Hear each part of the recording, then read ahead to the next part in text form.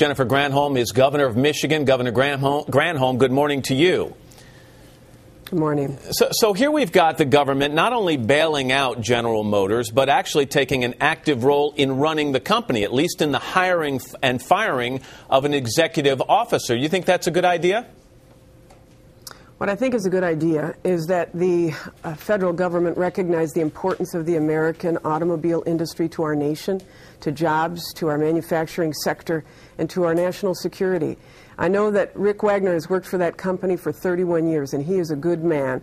He clearly is a sacrificial lamb, but I think that he would say that he's doing what is important for the future of the company and for the future of jobs. And that's what this is about. It's about jobs in Michigan and jobs across the country. I talked to Rick Wagner back in January out there in Detroit at the time, just a couple of months after he and a couple of other CEOs went to Washington asking for the first amount of bailout money. And I said to him at that time, I said, Mr. Wagner, did you consider resigning to advance this bailout process? Here's what he said to me.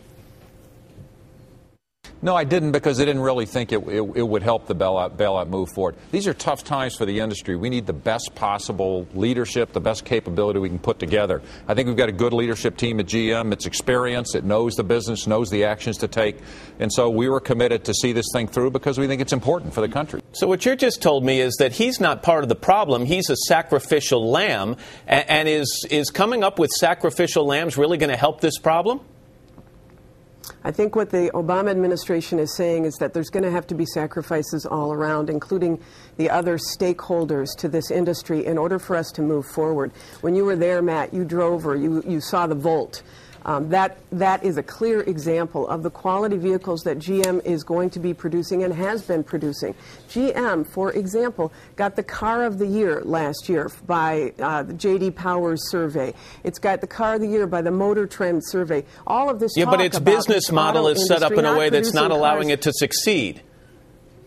Well, but why isn't it succeeding? They were in the middle of a massive restructuring plan, and nobody can tell me, as governor of Michigan, where we've lost almost 600,000 jobs as a result of the restructuring in the auto industry, no one can tell us here that we haven't sacrificed or that there hasn't been restructuring, because there has been. The bottom line is, though, that this country needs a manufacturing industry and needs an American automobile industry if we're going to get to our goals of reducing our dependence on foreign oil, for example. But, Governor, take your hat off for a second as governor of the state of Michigan, which eats, sleeps, and drinks the auto industry, and put the hat on as a fiscal hawk, which you've described yourself as, and talk to the taxpayers around the country and tell them why they should continue to throw another $22 billion at the auto industry after the $17 billion they've already sent them if these companies can't seem to turn around.